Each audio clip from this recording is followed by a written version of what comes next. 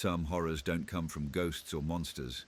They come from the people you invite in, the ones who seem charming enough on an app but behind closed doors reveal something far worse. Tonight you'll hear two real Grindr horror stories, one about a strange house at the end of a quiet cul-de-sac, the other about a date where the smell alone should have been a warning. But sometimes when desire overrides instinct, you don't realize you're in too deep until it's too late. These are two stories you won't forget. Story 1, he said, "Just come inside, I should have known." It was one of those nights when I was just tired of being horny. I'd been messaging this guy on Grindr for a few days. Nothing serious. He seemed decent enough, maybe a little older than me, but the pictures weren't bad. I was bored. I was restless. I figured, why not? His place was tucked away at the end of a cul-de-sac in suburban New Jersey. The street was almost too quiet, the kind of silence that makes you feel like the world is watching you from behind drawn curtains. When I pulled up, his house was the only one with the lights on, a single glowing beacon on an otherwise lifeless block. He greeted me at the door with a weak smile, wearing a flannel shirt and loose sweatpants. The first thing that hit me? The smell of cigarettes, stale and heavy, seeping out of the house like it had been trapped inside for decades. Then I saw it, a fully decorated Christmas tree still standing in the corner of the living room. It was late January. Inside the house was wall-to-wall carpeting, even the stairs, a weird faded beige color that looked like it had soaked up decades of spills and stains. And then a rat ran across the kitchen counter, not just scurrying in the distance. It was close.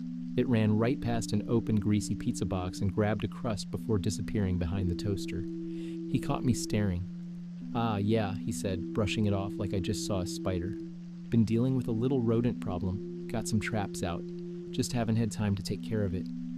Sure enough, on the floor were two old metal rat cages, dusty and rusted, baited with what looked like half-eaten fast food. Against my better judgment, I followed him upstairs. His bedroom was worse. A giant faded floral comforter smothered the bed. The walls were cluttered with old posters and photos curling at the edges. The place smelled faintly like wet carpet and cigarettes. And then there was the dog, big, shaggy, cloudy-eyed. The second I stepped into the room, it barked like its life depended on it, loud, relentless. Its eyes never left me, barking as if I wasn't supposed to be there. "Relax," he said casually, patting the dog's head. "He does this with everyone." I sat down awkwardly, trying to get my head straight, but a few minutes later the dog was still barking, only now it was batting at something under the bed. The guy leaned over to check. "Oh, looks like he found one." Sure enough, a rat had emerged, frantically running in circles while the dog pawed at it, not killing it, just toying with it. My skin crawled, and then came the worst part. The guy turned to me and, dead serious, said, "Okay, don't freak out. I need to tell you something." I froze. He stood up, grabbed one of the rat cages from the corner, and brought it to the bed. "I have this thing I like to do," he said. "When I catch one of these little guys, I don't really like letting them go." Before I could respond, he started unbuttoning his pants. He opened the cage and guided the rat directly into his lap. I watched in stunned horror as the rat disappeared down his pants. Almost immediately, the fabric began to twitch. I could see the rat moving, squirming inside, brushing against him. His breathing changed. He let out a moan and leaned his head back. I couldn't move. I just stared as the bulge shifted beneath the fabric like something alive, like his junk was writhing on its own. He started to moan louder, and then, before I could even process it, he came. I bolted. I ran so hard down those carpeted stairs I almost tripped. The dog barked at me the entire way. I threw open the door and sprinted into the night. As I ran, I swear I saw rats darting alongside me, in the grass, on the sidewalk, in the gutters. I didn't stop until I was safely locked in my car. I didn't even look back. Story 2. The sick roommate and the smell I can't forget. It was supposed to be just another random hookup. I had spent the whole day pacing around my apartment so horny I could barely think straight. I couldn't even get through my gym session without getting hard in the locker room, staring at guys who, for all I knew, were probably straight. I never knew how to approach anyone. I wasn't smooth. I wasn't confident. So, like every other time, I pulled out Grindr. A guy hit me up almost immediately. He was handsome, clean-cut, a little older than me, with a square jaw and arms that looked like they could actually lift me. His profile picture wasn't shirtless, which somehow made me trust him more. We chatted for maybe 15 minutes before I caved. "You host?" he asked. I said yes, but then he offered, "Or you could come here. My roommates are cool. We'll have privacy." Something about that seemed more thrilling, dumber looking back, but thrilling. So I went. His house was on Willow Lane, maybe 15 minutes from me, a long, empty road with big trees and run-down ranch houses. I could smell it before I even reached the block. Something warm, like hot garbage mixed with sewage. I remember thinking maybe there was a busted sewer nearby, but as I got closer, it became obvious. It was coming from one of the houses, and not just any house. It was his. I pulled up, parked on the cracked driveway, and sat there for a second staring at the small 2-story house, leaning slightly like it was tired. The smell was almost worse inside the car than it had been outside, like the air itself was wet and sour. I almost left. I should have. But I was too far in, too horny to back out now.